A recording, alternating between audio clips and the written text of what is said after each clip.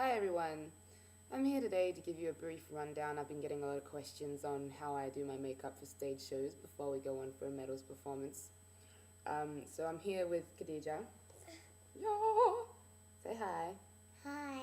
And we're going to show you how I go from this to look. Alright, so obviously we're going to need a lot of makeup. You know, I need it. As you can see, I have zits everywhere. I'm going to need a lot of coverage. So I've got a few bags full of makeup. So it's really, really important to have a decent set of brushes. So I went to Priceline and got myself a brand called Models Prefer. I mean, the red bristles kind of fall out a fair bit and get stuck in your eyes and shit, but this is a MAC 217 brush, which I find really, really useful. It's really great for inserting tampons and enemas. My foundation application brush, I tend to use this when I want the, really, really thick, kind of overdone, there's lots of streaky lines. This is my new favorite concealer. Green for covering up red spots, and a light color for, wow, I've got lots of black all over this.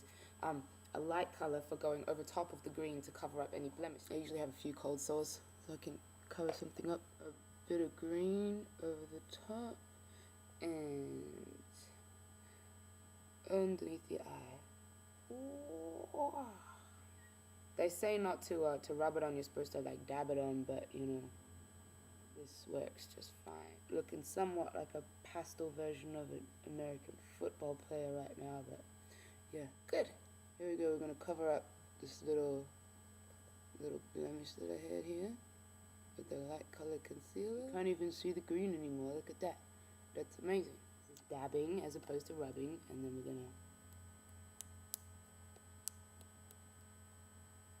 dab it under the eye. I would never know that I had these dark circles under my eyes at all. You can't see any shadows and lines from puffiness. Of course, we come to foundation. This one was one that was given to me about 4 years ago by an old roommate of mine. It's like a mineral foundation. It's powder, and it just kind of goes everywhere. I think it might be a little bit dark for me because I haven't seen the sun for a while.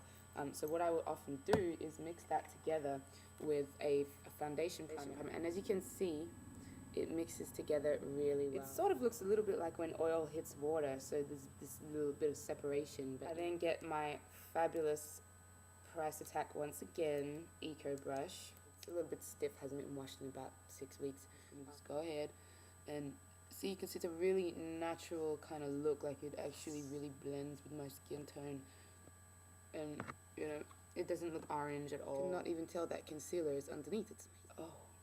Oh damn. Yeah, so we just paste it on, make sure you don't go all the way out to the edges. I saw a video with Napoleon Perdis the other day online when he did Good Morning Australia, and he specifically said do not blend your foundation into your hairline because it's going to look, too overdone. The décollagé, it's got to go right down here. That's pretty even. Oh, I've still got a bit all over my hand here. Just wipe that on into there. If I want to go a little bit bronzer, I'll put on the one that my mum gave me, which she's about 3 shades darker than me, which is a mineral foundation. I'll use that as a powder. But today, I kind of feel like maybe I need a bit of lightening. Just a little summer, fresh kind of, loose powder, which is about 2 shades lighter or 3 shades lighter than my. Oh, I'm getting this brush wet. Okay, I need more powder. So as you can see, it just looks flawless. Got myself my little eye primer here, and I'm gonna go ahead and shove this on. Yeah, oh, I forgot to do my eyebrows. I like to make sure that my brows are defined because you can see they're quite thin and they need a bit of beefing up. And they tell you, you're supposed to use a color that's slightly lighter, but I like to use the one that's just a little bit darker because I feel like maybe my eyebrows don't stand out enough. So I'm really gonna go ahead and well shaped. I have got a collection of these mineral eyeshadows that were given to me, which are great, but honestly, all you really need is black. This is the shit. Oh, it's kind of leaking a little bit. That's alright. I'm gonna really make sure that whole lid is covered. Now once we've got that part covered, obviously we want to try and take it up a little bit. Sweet. Take it right up to the eyebrow if you want to as well. Just kind of, this is like my must-have whenever I travel. Ugh.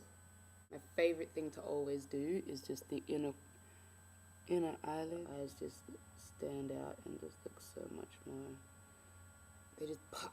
I'm gonna use a liquid liner on the top, right across and up just a little higher. I saw Beyonce's makeup done like this once and I really liked it. Sometimes you want to leave like a little gap between where your actual eyelid is and where the liner starts. As you can see, I've got the whole cat's eye thing going on, and you can't really tell that there's too much going on with the eyeliner there, but you just get this illusion that I have these beautiful almond-shaped eyes. A little bit of black underneath on my face. You look beautiful, Mama. Thank you, sweetie. What I often do to make the eyes really stand out is put some kind of a lighter color just in these inner corners here. And so see how that highlights? You don't want it to look goth, but you know, you want it to be. False lashes. I have my favorite pair of false lashes. They're just really subtle and really, you know, gentle. I think what I'm going to do is wait to put these on until I've actually done the rest of the contouring. So what I do is I get this really, really dark mineral foundation. As you can see, I don't really have high cheekbones. They really need defining.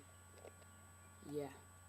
So we just get as much of this as possible. You really want to coat it on the brush really thickly and go under there. Kind of like Cruella de Vil. That's what we're going for. Now, if you don't feel that that's dark enough, you can maybe mix it with a little bit of eyeshadow. That can really help to just get that defined cheekbone. This is called Bimbo, which, you know, obviously is not what I try and represent with my lyrical content, but wow, it just blends in and you can't even really tell that there was the brown in there anymore. It's just, you can just see this cheekbone going, whoa. A highlight on my cheek. White, you can't go wrong for a highlight. Whoa. You can just rub it in with your hands. And you can just see now how the top of my cheekbone is just shining. They say not to really, you know, put the concealer over top of the foundation, but I don't think it really matters. See, that looks a whole lot better than the massive, huge pimple that was visible just before. Completely flawless, blemish-free now. Here's the lashes, so you just kind of like to loosen them up a little bit. It's not pink. And you know, don't worry about the excess glue that's on there from the last time you used them. That will just kind of come out.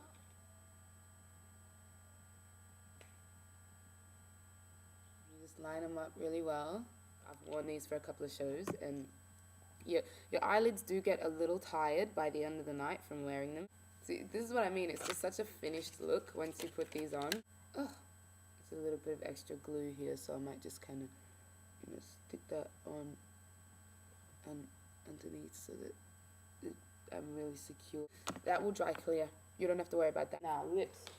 I really think that red is the shit. I don't have a red liner, so I thought what I could do, just to give it that little bit of an extra dramatic look, is maybe use a black liner. You don't want to go outside your lip liner. You're just going to end up, you know, looking trashy. And then just smudge that in.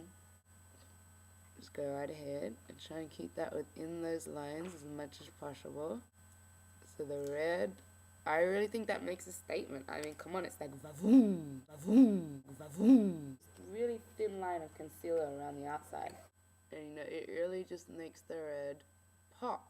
And, you know, just blend it into the lipstick a little. You have to make sure the hair is kind of finished. They have this stuff at the hairdressers that's kind of like a, they call it like a dry shampoo. If you don't have the dry shampoo, you can just use talc, which I'll get some now.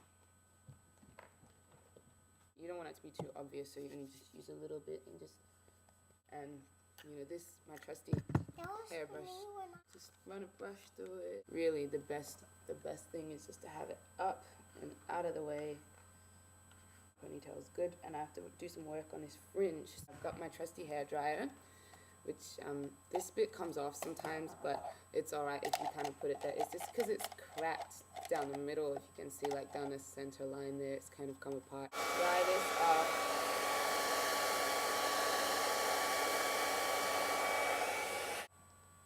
And you don't want it to look like you've manicured it too much. It can't be too perfect, so you've got to just kind of fluff it around a little bit. And then just take the rest out and let it be wild. And this is how we get ready for a metals show. Don't be surprised if you see me and Amy Winehouse on stage together rocking the shit out of things. I don't need someone from MAC to come in and do my face before I do my shows. Seriously, I've got this down. Thanks for watching. Hope you Next, enjoyed it. It's my turn.